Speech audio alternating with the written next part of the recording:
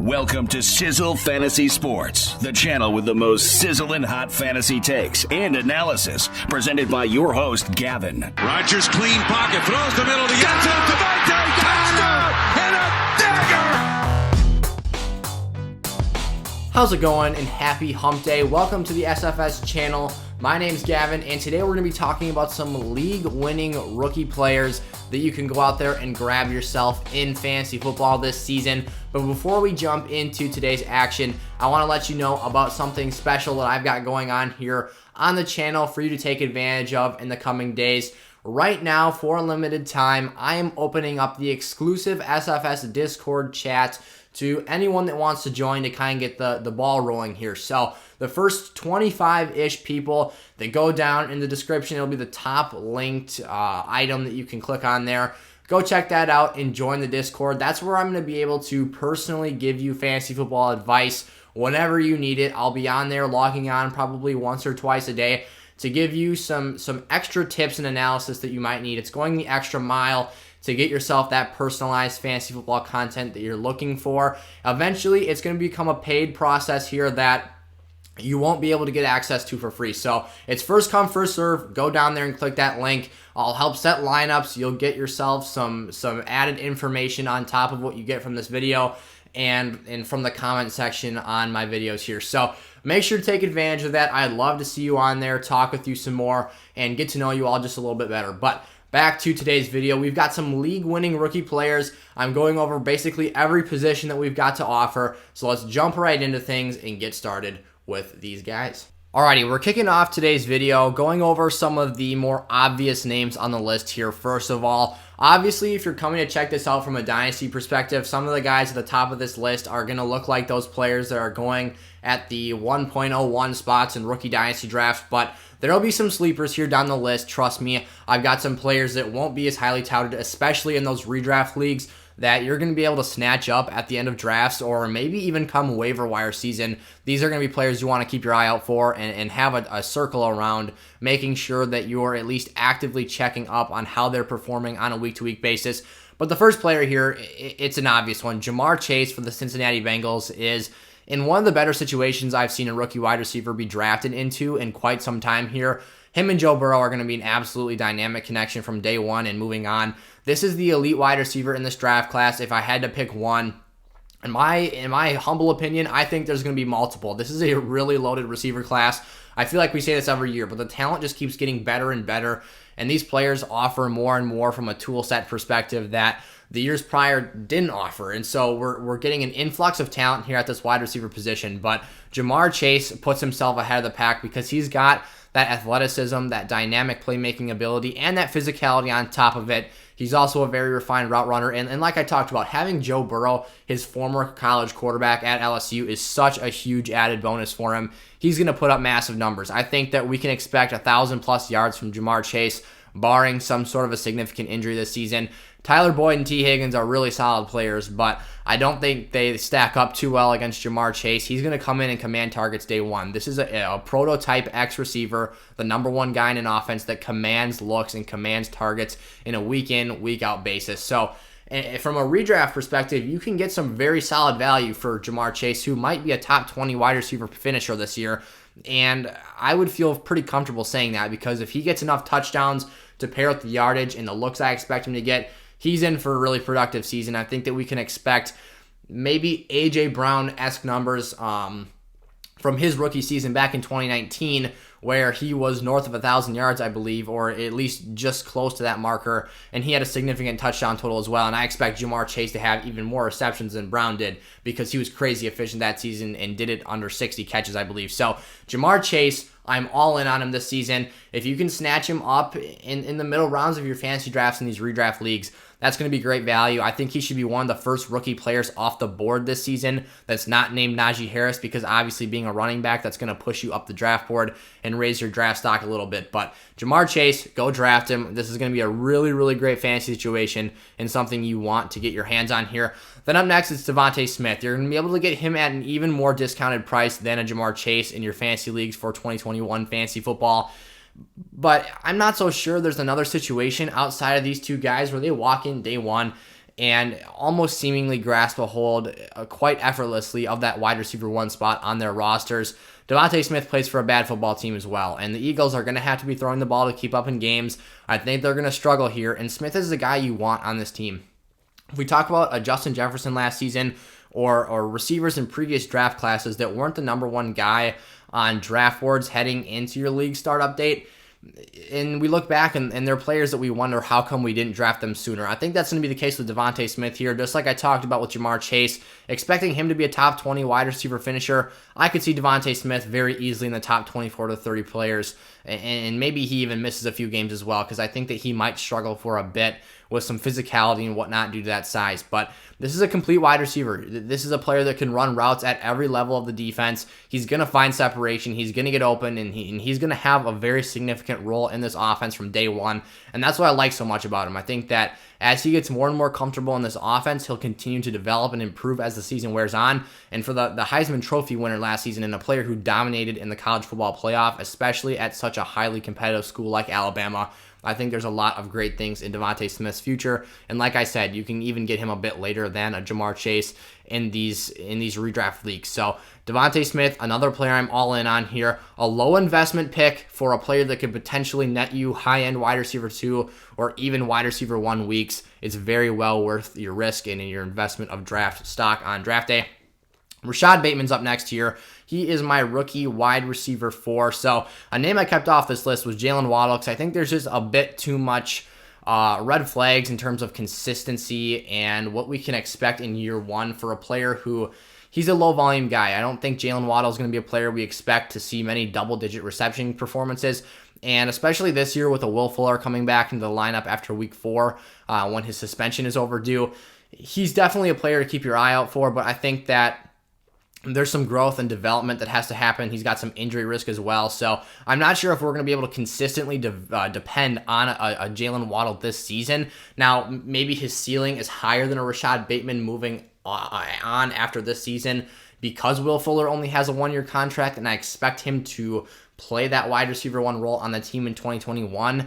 But maybe 2022 looking forward is kind of how I have them rated as Jalen Waddle ahead of Rashod Bateman in the long run here. But nonetheless, for this season, I think Rashod Bateman at the current moment walks into this Ravens football team and again imitates that wide receiver 1 role here. Lamar Jackson hasn't really had a complete wide receiver and an offensive weapon that he can depend on in the passing game very consistently outside of Mark Andrews, and he's honestly more so a big play receiver and a red zone threat and less so of a every down target that you can consistently depend on to be available and open and define space.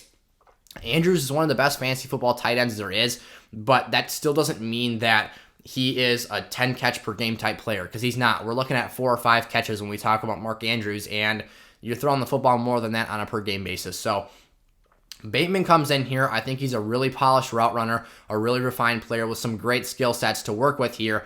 And I think he's going to really open up this passing offense. Rashod Bateman, there has been some rumors. Maybe Julio Jones is linked to the Ravens, maybe not. We're post June 1st now, so he can be moved at any time. And as a matter of fact, he could be moved after I record this video. You never know. So Rashod Bateman, though, for the moment is the top dog in my eyes on this Ravens football team. Maybe it takes him a month and a half to get going here, but I think once he finds his stride, once him and Lamar Jackson develop that chemistry and that sense of connection between them as a quarterback wide receiver duo, this is going to be a really, really great team of players that I think is going to come out there, and Bateman is going to be a productive fantasy asset and a player that I think can contribute to lineups when it counts most on the back half stretch of this regular season. And again, as a rookie wide receiver, he's not going to be highly valued in those redraft leagues. You're going to be able to snatch him up towards the back end of these drafts and find some really great value on him here. If you're patient enough not to drop him after a few weeks, if he gets off that slow start I talked about, you're probably looking at a player who has some very great value towards the end of the season. Elijah Moore here, I believe this is the last receiver I'm talking about in today's video. This is another player with super high upside. The Jets wide receiver room is wide open as to who is going to grasp a hold of that number 1 spot on this roster.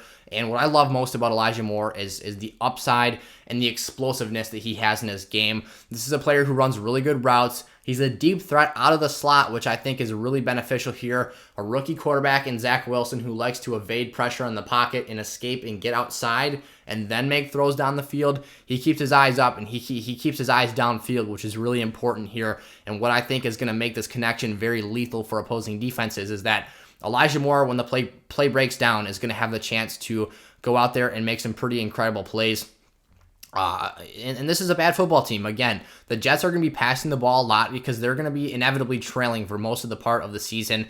This is a team that is not looking at playoffs. They're not looking at being a contender this year. They're in heavy rebuild mode. So while they do have a Jamison Crowder, a Corey Davis on this roster, and they've brought in other names throughout the offseason to try and bolster this unit, I still think as a rookie, a high second-round pick, Elijah Moore is going to find his way onto the football field. And if him and Zach Wilson connect early, he's going to stay on the field. He's going to get a lot of opportunities, and those downfield plays are going to be invaluable for a player who was so explosive at Ole Miss. It's going to turn into quite the combination, I think, and this is probably the receiver you'll be able to pick up latest in your redraft leagues. Maybe he goes undrafted if you're looking at an 8 or a 10-man league with some lower roster sizes. This might be one of the most valuable waiver wire pickups for some players in some leagues. It's a great opportunity to go out here and get yourself a high upside player with a whole lot of potential there at that spot. Then transitioning into quarterbacks here, I've got 2 names only because quarterback generally isn't a position unless we're talking about a super flex league where you've got yourself the ability to start a second quarterback.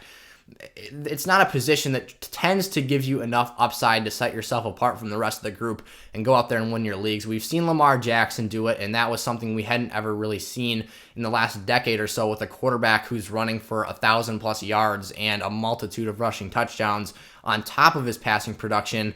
We've seen Mahomes do it with some 50 touchdown seasons, but if you're looking for a quarterback who you're looking to draft at the back end of your league as a high upside pick, maybe you fade the quarterback position, draft one late. Maybe you go with a Kirk Cousins, a Ryan Tannehill, a Matt Stafford even's being pretty slept on right now. And you go out there and put down on your bench as an even later round pick, a Justin Fields right here. This is a player I think that could go out there and eventually be putting up top 12 quarterback numbers by the finale of this season. Justin Fields is in one of the better situations, I think, from a supporting cast standpoint as anyone in this rookie draft class. There's actually, I would say, outside of poor Zach Wilson, and I just talked about, he's gotten Elijah Moore to work with there, but the offensive line and whatnot is what leads me to think that he might find some trouble there. Justin Fields has a creative play calling head coach. He's got an average offensive line, I would say, which could be worse. And he's got himself a top 3 wide receiver core that is pretty darn solid, along with a workhorse running back in David Montgomery that can do a lot of different things and even be used in the receiving game. So Allen Robinson, I expect Justin Fields, once he gets on that field, his ceiling is finally going to be unleashed here. We've seen A-Rob produce with some of the worst quarterback play in the National Football League throughout his entire career. So I'm really excited to see what he can do with Fields under center. But nonetheless, Justin Fields was one of the most productive passing quarterbacks when throwing the football downfield last season. He had some of the best accuracy ratings when attempting those throws. And then we talk about a guy who's also got a large frame. He's mobile. He can get outside the pocket, and he can run the ball. That's not going to be his first option here. He is a very poised passer, and he's going to be a player I think can get things done, especially look at an Anthony Miller and a Darnell Mooney as deep threats down the field that can score in a flash. I love what I see surrounding this football team. You've even got a young tight end in Cole Kmet, who is probably not going to be a dominant player, but is a nice piece at the very least that Fields could depend on as a check down option. So I don't expect him, and I'm not even asking him to start day one here. This might be a player, again, that you don't draft in your redraft leagues if you're looking at a smaller sized league here. But as a waiver wire pickup or in a deeper league, a late round flyer, this is a guy with a lot of upside. Andy Dalton might start the season under center, but trust me, by the season's end, Justin Fields will be playing quarterback for the Chicago Bears, and I think it'll be a pretty darn good situation to be in. And then this one, Trey Lance, is almost certainly not going to be a draft pick in a lot of leagues here because unless something that would be news to my ears that he ends up starting week 1, Trey Lance may potentially not even play this season. And the reason I keep him on this list here is because I think that in the event he does play, the ceiling is massive, and what he can do with the supporting cast, with the coaching, with the offensive line, it's a really, really good situation, not only to be a successful NFL quarterback, but to be a pretty darn good fantasy QB as well. Lance, again, like a Justin Fields, he's got that big frame, mobility. He's going to be able to get out there and score some super cam type touchdowns where you get on the 1 yard line and you just call QB power and try and bulldoze into the end zone. That's what he did at NDSU at times. He's got a big arm. He's got a cannon. He can sling the ball downfield. Deebo Samuel, Brandon Ayuk, George Kittle, great options to toss the ball to as well. And then that running game, no matter who's in the backfield behind him, Kyle Shanahan always finds a way to make that a productive run game and a really effective method to score points. So I expect Trey Lance, probably, I would guess, if I had to guess, week 8 and onward is when we might see him on the field. Maybe it takes him a month to become a really productive player that's scoring a lot of points. But I think that at the end of the season, if we see him out there, he's going to be putting up some pretty monster fantasy points and a guy that you can depend on as, like I said, a really, really late round pick here or a waiver wire stash throughout the season once we hear more about Jimmy G's time in San Fran coming to an end, being a really productive player on the back end. And at the very least, if you're talking Dynasty here, this is a player you want around because once he hits the field, he's going to find success. It's just a matter of time, in my eyes, for Trey Lance to become that player we all think he can be in a pretty stacked quarterback class here in 2021. But moving into some running backs now, this one, again, super, super obvious pickup here. This is the 1.01 or 1.02 pick here in Dynasty Fantasy Football. Najee Harris for the Pittsburgh Steelers. This might be one of the best players we see come out of this draft class for a fantasy perspective. One of the most valuable players here. And that's why Najee Harris is going in the mid to late second and top of the third rounds here in mock drafts, as you've probably been seeing on Sleeper Fantasy, as I've done some videos regarding that here lately. But Najee Harris is a player who, he does it all. This is a 3-down back and a large physical player, but he plays so smooth, so effortlessly. His skill set is very, very complete here. One of the things I love to see out of a running back is dynamic ability to not only run the football, get those goal line carries, but also catch passes. Harris has the frame where he's going to see that goal line work. He's going to find the end zone, and he has the skill set to get out in space and catch balls as well from Big Ben and checkdowns, which is something Pittsburgh's offense has been desperately missing since Le'Veon Bell. They've had big power backs, big guys that can run the ball and get 1,000-yard seasons on the ground, but they haven't had guys that they can check the ball down to because they just haven't been skilled receivers. Najee Harris, that's not the case. He, I would say, is underrated by far in that phase of his game, but based off the reports coming out of camp, it's been shown to be one of his strengths here and something that is coming to light for a lot of people now. So Najee Harris, the line concerns me a little bit. I've talked about it. I think he might get off to a bit of a clunky start, but once that chemistry develops and clicks up front on those big 5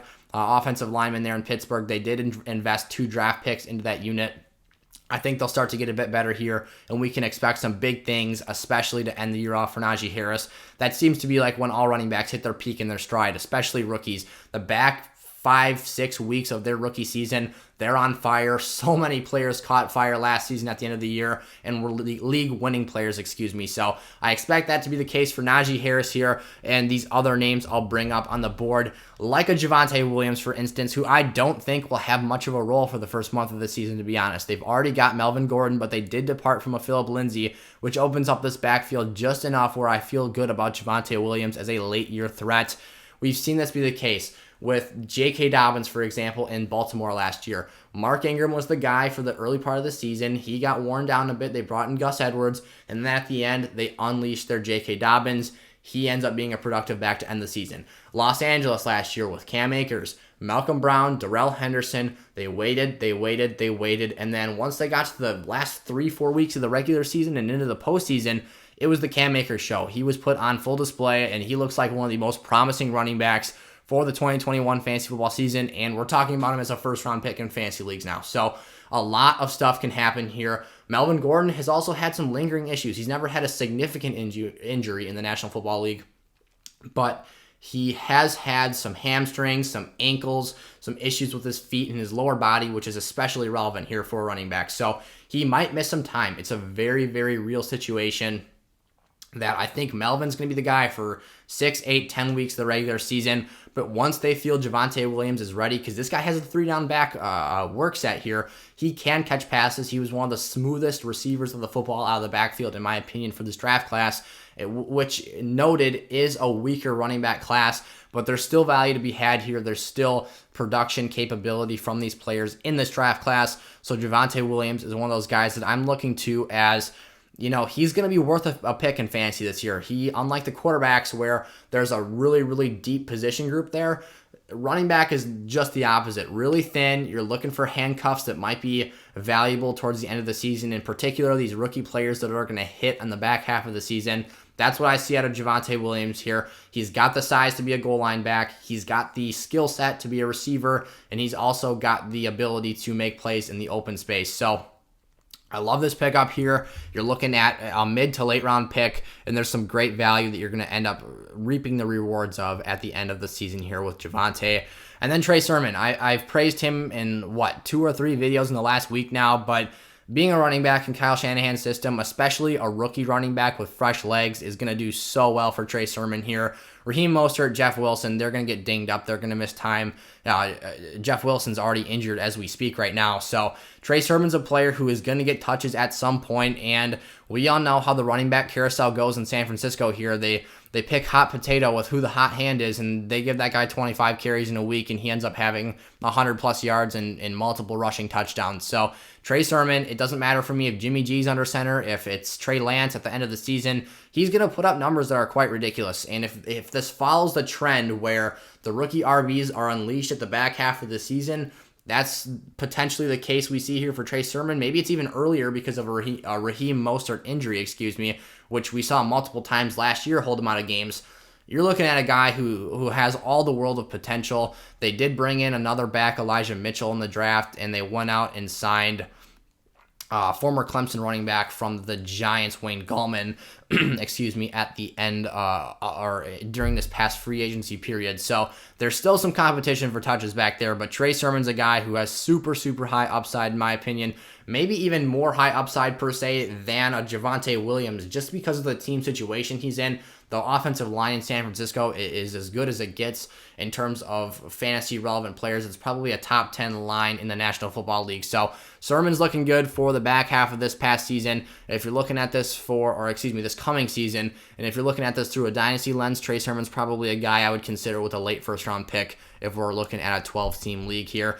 And then my last running back, I believe, is Ramondre Stevenson for the New England Patriots. He's actually my RB6 because I have one other player rated ahead of him who you can get into if you're looking for some dynasty rookie rankings, whether it's for the entire class or entire grouping of fantasy football players for this season, or if you're just looking at some running backs some rookie players. You can check that out on sizzlefantasy.com. Get yourself hooked up with a draft guide kit for either the rookie dynasty kit or the redraft for 2021 fantasy football, or you can put them together and get the bundle for a discounted price. But regardless, here, Ramondre Stevenson for the Pats, if I had to compare him to one player, it would be LeGarrette Blount. Previously of the New England Patriots, this guy's just a wrecking ball. He's a sledgehammer up front.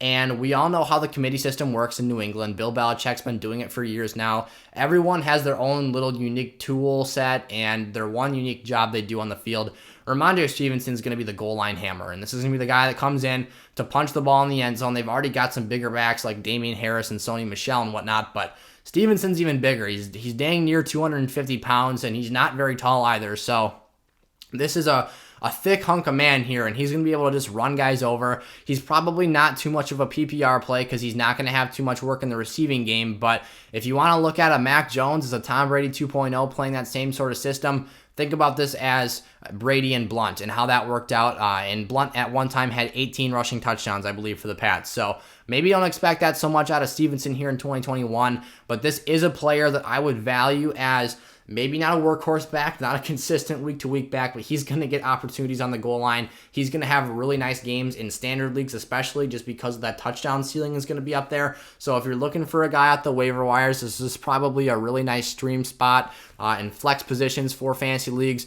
Or maybe we see some injuries because the Pats backfield has been another one like San Francisco where it is kind of a carousel. Guys are going down all the time, getting injured. Ramondre Stevenson will probably see an opportunity this season to step up to the plate, put up some nice numbers, and potentially grasp a hold of some more touches to consistently see more production in that backfield as we move the year forward. And then my last player I'm going to talk about here today is Kyle Pitts, my rookie tight end 1 for the Atlanta Falcons. He's actually my number 3 overall prospect in my top 60 rankings for the rookie class of 2021. Again, you can check that out on sizzlefantasy.com. Link is in the description of this video. You can go check out a ton of stuff we've got to offer there.